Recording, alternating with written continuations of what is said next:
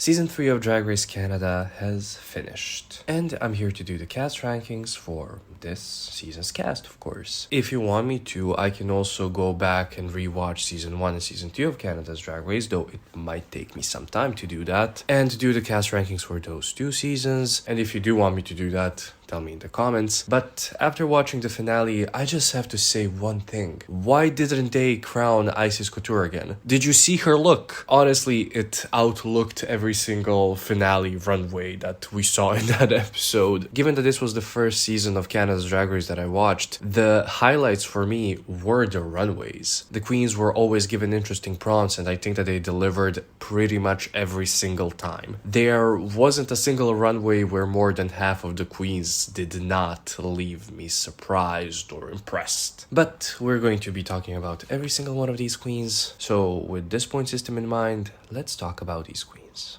If you enjoy what I do here, you can support me by liking, commenting, and subscribing for engagement, or you can join my Patreon. Before we continue, I want to give a special shout out to my new supporter on Patreon this week, Breckenwald. I hope I said that right. Thank you so much for joining and helping me out. In the last place, as the first eliminated queen of the season, we have Halal Bay. Given that she has 0 points and a 0 PPE score, I won't be showing her track record and the amount of points that she earned throughout the season because it just would be like blank graphs. If I'm not mistaken, Halal Bay is the first queen with facial hair that we've seen on Drag Race. I'm glad that I was wrong, that they did not try to tokenize her identity, but I'm also not glad that she was the first one eliminated because she did seem lovable. I wish we could have seen more of her, and as much as I would like to say that I would like to see her in an All-Star season, I don't know if that's something that could ever happen because she is the first eliminated one. In the 11th place, we have the second eliminated queen of the season, Miss Moso. Halal Bay, Miss Moso, and then another queen that's a little bit further in the ranking are the only queens that placed the same regarding their PP score ranking and their actual ranking on the show. This season, placements-wise, is a mess a little bit. Now, Miss Moso, because she was the second eliminated queen, she did get the least amount of spotlight on her. That usually happens, especially if a queen that goes out second is also in the bottom two in the first episode. Because in the first episode, they do have to showcase the queen that's going to get eliminated, and then in the second episode, that's kind of when they usually start doing the big storylines of the season. Which is why I feel like I have the least to say about Miss Moso. What I like of what Miss Moso showed on this season is the variety in her looks. Every single one of her looks was different to another one that we saw. Looking at her track record, there isn't much to say here. She was in the bottom two both episodes that she was in, getting eliminated in the second one.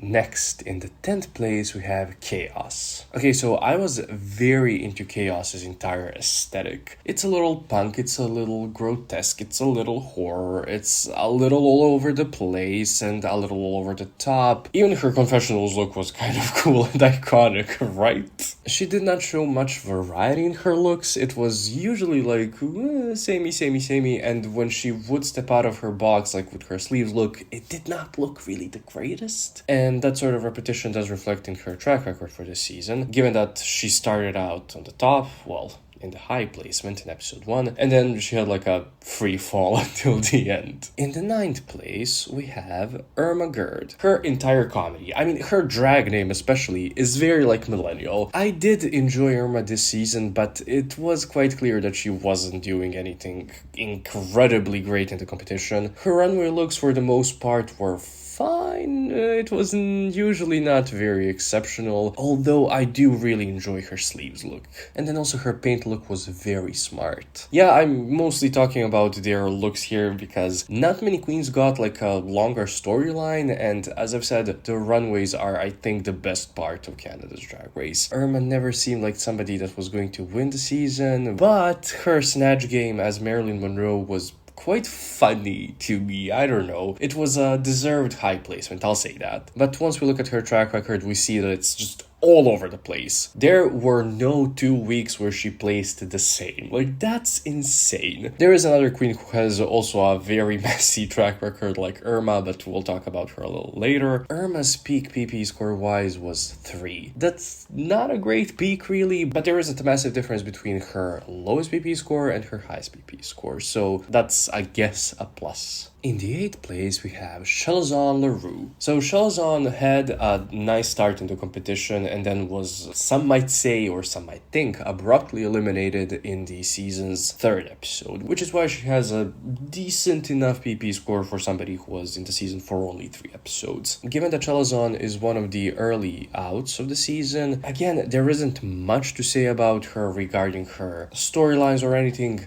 but what I do have to say is that her style is very palatable. What she wears in drag is something that somebody could wear in their everyday life. I know that some people see that as like a pedestrian drag or whatever, and it's something that's supposed to be negative, but I think that's kind of smart. I don't know, I guess it's economical. Guys, I don't know what to say. Looking at her track record, yeah, as I've said, she peaked in episode 2 and then she was eliminated right after that. In these new graphs, when you see a number colored blue like this, as you can see here, that means that the queen won a mini challenge in that episode. Also, I do like her name. It's very fun to say. Chelazon Leroux.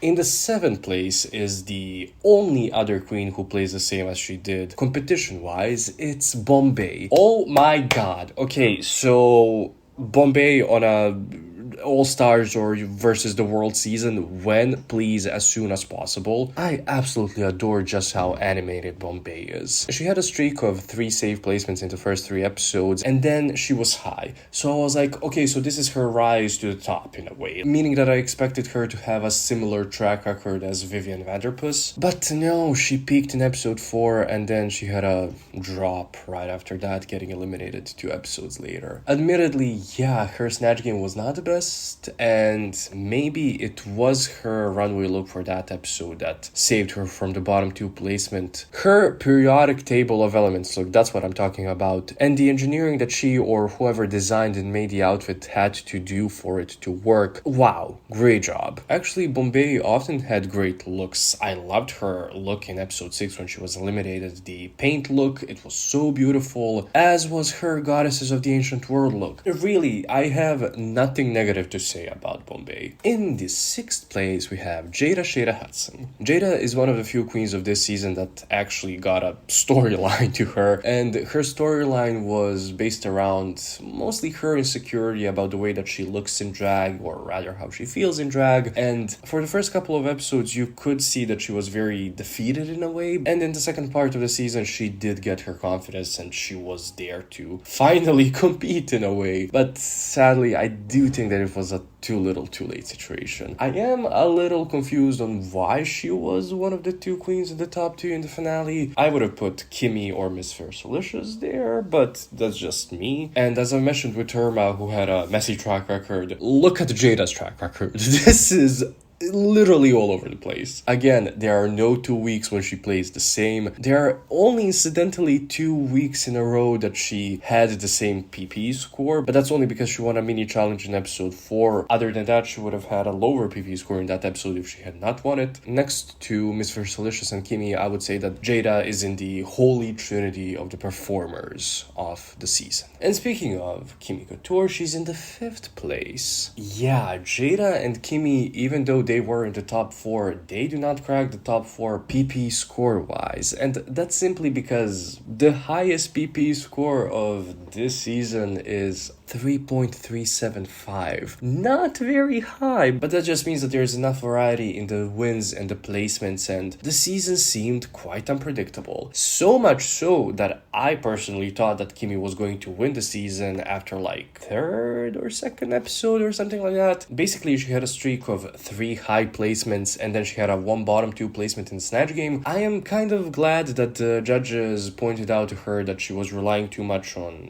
her body, and then also also just wearing bikinis quite often. But there is also another conversation that is to be had, which is about money and having to have loads and loads and loads of money to go on to Drag Race and have many different runways, many intricate runways, and so on. So I don't think that Kimmy is to blame here. It's just more of like standards of Drag Race. Kimmy sadly had only one win in the season, and after her bottom 2 placement, she only placed safe, and then she had another bottom 2 placement. So I think that in a way disqualified her from winning, because she had a great first half of the season and a very bad second half of the season. But again, I'm basing this off of the knowledge that I have about Drag Race from US Drag Race, though if they ever have an all-star season for Canada or another versus the world season, I would like to see Kimmy on it. In the 4th place, we have, some might say, robbed queen of the season. I wouldn't necessarily agree, but Lady Boom Boom. Lady Boom Boom placed above the safe placement every single week before her elimination, and even in her elimination episode, which is the Snatch Game episode, she won the mini challenge there. So there wasn't a single episode where she did not earn points. However, and this might be just me, I couldn't really fully relate to Lady Boom Boom. What I'll remember the most about Lady Boom Boom are her runways. Her going on to that like runway thing, I don't even remember what they called it, fully in just like a Juicy Couture set or whatever, was so funny. It takes balls for somebody to do that. And then she, quite deservingly so, I would say, won the first episode's Maxi Challenge. And then in the second episode, she looked fucking fantastic in the Maxi Challenge, but then in the Goddesses of the Ancient World, she did Cupid, which,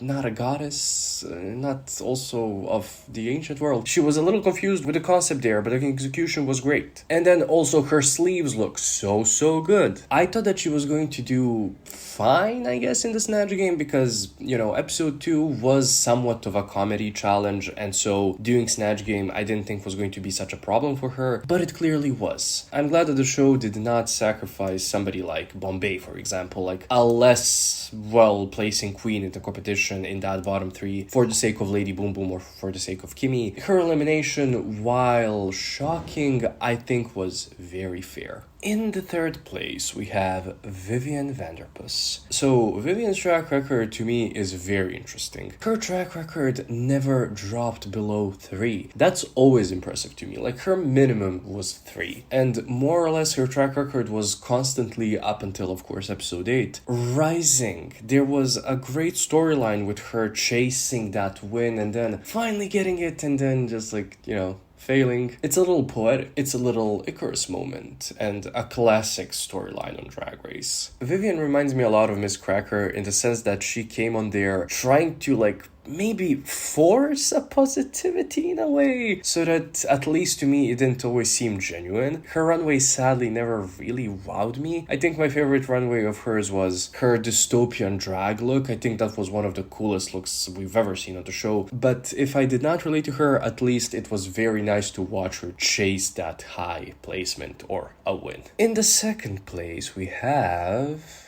Giselle Alibi. Yeah, the winner of Drag Race Canada is not the best track record-wise. I hear that that's a trend on there. I don't know about y'all, but I'm kind of glad that Giselle won, because her win is the only win that corresponds to the way that Drag Race, the main franchise, like RuPaul's Drag Race, the original Drag Race, crowns its winners. Out of the top 4, she was the only queen that was eligible to win in a way, if we look at it from the Drag Race US perspective, but I need to tell you all that she wasn't my pick for the crown. I wanted somebody else to win, but I am glad that Giselle won. I'm not gonna lie, I do really enjoy her. She's also one of the queens whose PP score never dropped below 3, and her peak was in episode 5 after her Snatch Game win, which was so good. She had such a good Snatch Game. She had a PP score of 3.8, which is very impressive. I think that Giselle is a very well-rounded queen. She had great looks. She was pretty funny when she needed to be. She was pretty relatable. She was also really nice to all of the girls there. If she hadn't won the season, I think that she probably would have won Miss Congeniality, because she was just like nice to everybody and was helping everybody even when she didn't need to do that. The best way to describe Giselle, I think, would be taking something that the judges said about her looks. It shouldn't work, but it really does. And in the first place is the queen who I wanted to win the season. It's Miss Fiercelicious. Oh my god, Miss Fiercelicious, I love her. After the first 3 episodes, I did not like her at all. She seemed like somebody who was just like chasing the spotlight, who wanted to start drama for the sake of drama. She seemed like she was constantly putting on a stereotypical gay character, and I was like, I just wanted her to get eliminated. And then episode 4 happened. And then episode 5 happened. Episode 6, 7, 8 happened. And I fell in love with her. She's so fun and she's so genuine. And you can see where her personality comes from her story that she shared on the season. She had great runways. Her runways from episode 5 to episode 8 are all fucking stellar. And then her winning the episode 8 ball, being a queen that cannot even sew with that look was amazing. She had the best storyline of the season. If it had been me, I would have looked past the bottom 2 placement in the first 4 episodes, and I would have been like, yeah, Miss Fiercelicious should win. But yeah, again, I understand why she didn't win. I don't understand why she wasn't in the top 2 in the finale, but yeah, let's not talk about that. Let's talk about her stellar track record here. As I've said, the first 4 episodes for her were kind of not good, but then episode 4 onwards, do you see how her PP score constantly rises? Do you see how she's doing well? Do you see how much we need to stand Miss Fiercelicious? If you do not see it, please rewatch the season. The biggest winner of this season, aka the queen that placed the most placements above her original placement, is Lady Boom Boom with +4, meaning that she placed 4 placements above her original placement. I'm not shocked that she's the biggest winner of the season. She was a frontrunner that was eliminated early, so that makes sense. The biggest loser of the season, aka the queen that placed the most places below her original placement, is Jada Hudson, also placing 4 placements below her original placement, and that only happened because she was chosen to be in that top 2. For the notes section of this video, I actually don't have much to talk about because Drag Race Canada does this thing where they make the placements obvious, sometimes too obvious and not at all nuanced. No, seriously, you can watch any single episode and the editing will spell out for you who is going to go home, minus some instances like episode 5 when Lady Boom Boom went home, but they explained their placements very well, so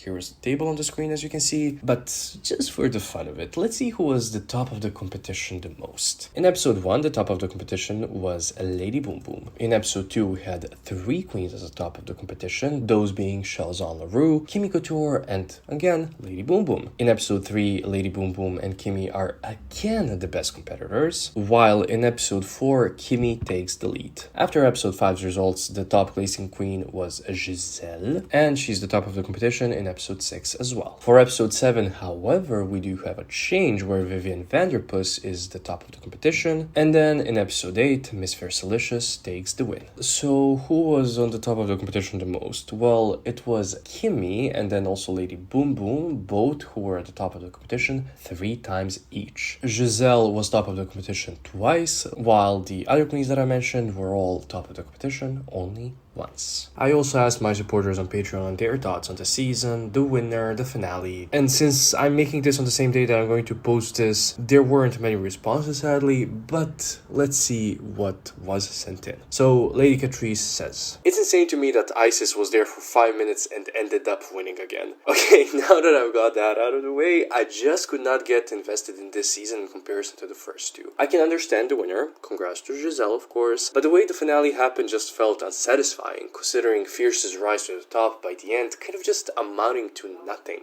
I can definitely see Fierce and Kimmy being great prospects for Versus the World or All Stars, but I'm still disappointed they got the Marina treatment, especially Kimmy. I felt she was the best in that song. Speaking of which, after Queen of the North, this finale song was very underwhelming, and it feels harder to enjoy the Queen's verses because the song itself is just not good to me. Overall, it was a fine season, but personally just did not find it as good as the first 2. And then also Max said, "Canada's Drag Race always makes some strange choices. Questionable judging." Anyway, congrats to Giselle, and how did Fierce not get the top 2 position? That's it. That's the video. What did you guys think of the season? Do you think the right person won the season? If not, who do you think should have won? And if you have any unpopular opinions about the season, please do leave them in the comments below, obviously marking them as unpopular opinions. Thank you for watching.